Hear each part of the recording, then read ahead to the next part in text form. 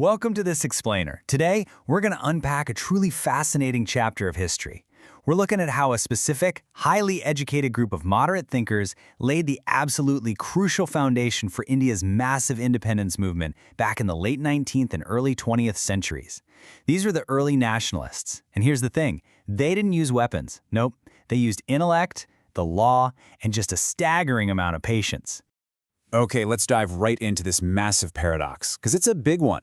The very first people fighting for Indian independence actually completely trusted the British Empire. Seriously, prominent leader B.C. Paul bluntly equated his loyalty to the British with loyalty to his own people. Now, if you're sitting there wondering how the pioneers of an anti-colonial struggle could be proud loyalists to the crown, hey, you are not alone. It seems totally counterintuitive to how we usually picture revolutions, right? Section 1. The moderate believers, trusting the empire's sense of justice. To really get how they fought, we first need to wrap our heads around this deeply held and, kind of surprising belief system. See, the early nationalists didn't view the British as oppressors. Actually, scratch that. They saw them more like mentors. They genuinely believed the British had this inherent sense of justice and fair play. They looked at British interventions, things like ending child marriage and sati, and thought, okay, this connection's actually doing us some good. For them, the real enemy wasn't the colonial government sitting in London. The real enemy was India's own social and economic backwardness. They trusted that once Indians proved they were capable, Britain would just gladly hand over the reins and help them govern themselves according to Western democratic standards. Section 2. Demanding a voice. Reform, not revolution. Because they believed so strongly in the system, they weren't out in the streets demanding an immediate overthrow of the empire. Instead, by the early 20th century, their polite requests crystallized into a very specific demand for Swarajya, which basically means self-government. But, and this is a massive caveat, they wanted this within the British Empire. They'd point to colonies like Canada and Australia and say, hey, we want that exact kind of setup. They even started echoing that famous American democratic slogan, no taxation without representation, insisting that Indians absolutely deserve control over their own public purse. So, the really crucial point here is that they practically mapped out a modern democratic infrastructure for the whole country. We're talking demands for the abolition of the outdated India Council and the complete separation of the executive from the judiciary, which, is a total cornerstone for any modern democracy to stop arbitrary police power.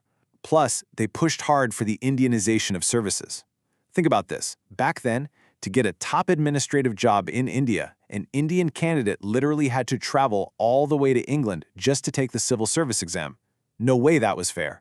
So they demanded simultaneous exams in both countries, right alongside basic civil liberties like freedom of speech and the press. Section 3.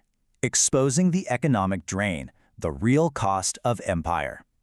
Now, while their political demands were super polite, their economic analysis of British rule was absolutely radical. These guys were basically the 19th century equivalent of forensic accountants. It's fascinating. Through some incredibly meticulous research, leaders like Dadabhai Naoroji formulated what became known as the drain theory.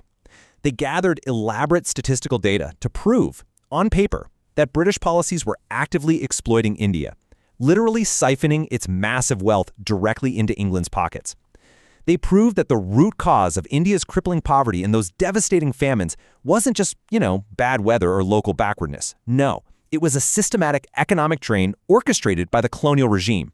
And they backed up this drain theory with solid, actionable demands. They weren't just complaining, they were bringing actual solutions to the table.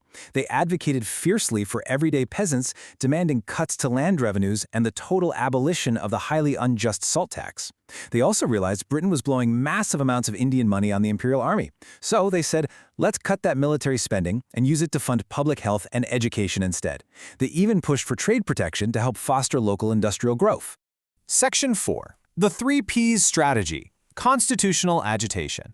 Let's look at how they actually got things done, fighting an entire empire strictly within the limits of the law. They cleverly split their focus into 2 distinct objectives. It was a real 2-pronged approach. On one front, back home, they needed to awaken their own people. They used speeches, resolutions, and the press to educate Indians and spark a unified national political consciousness. On the flip side, they were actively lobbying the decision-makers all the way over in Britain. They actually set up a British committee of the Indian National Congress right in London and sent deputations of Indian leaders over there to enlighten the British public about what was actually happening in India.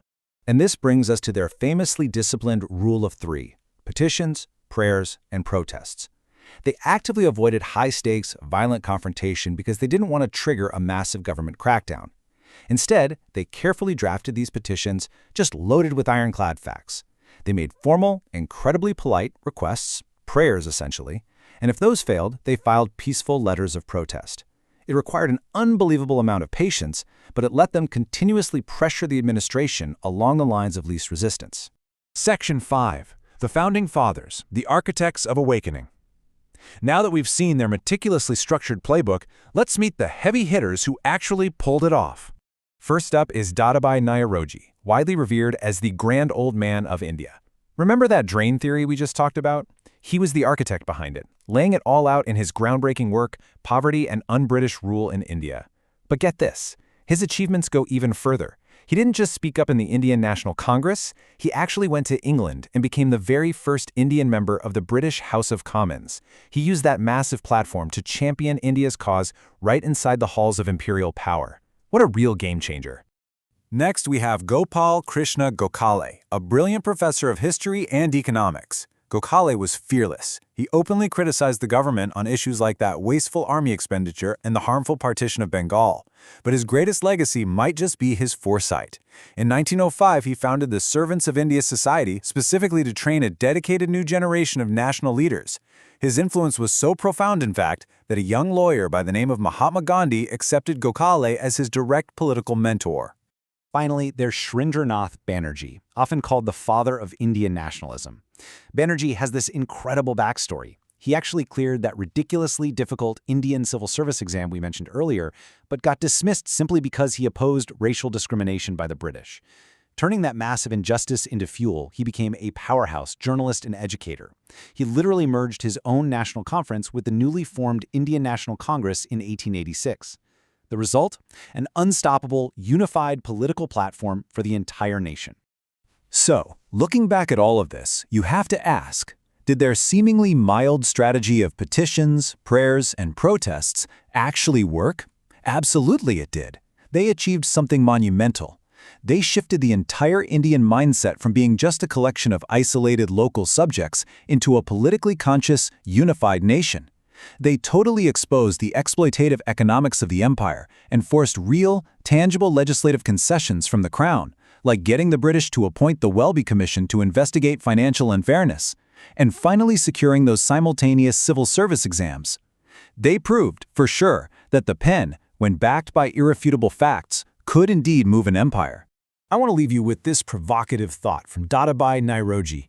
Despite their early loyalty and all those polite petitions, their own exhaustive research eventually brought them face to face with a devastating truth.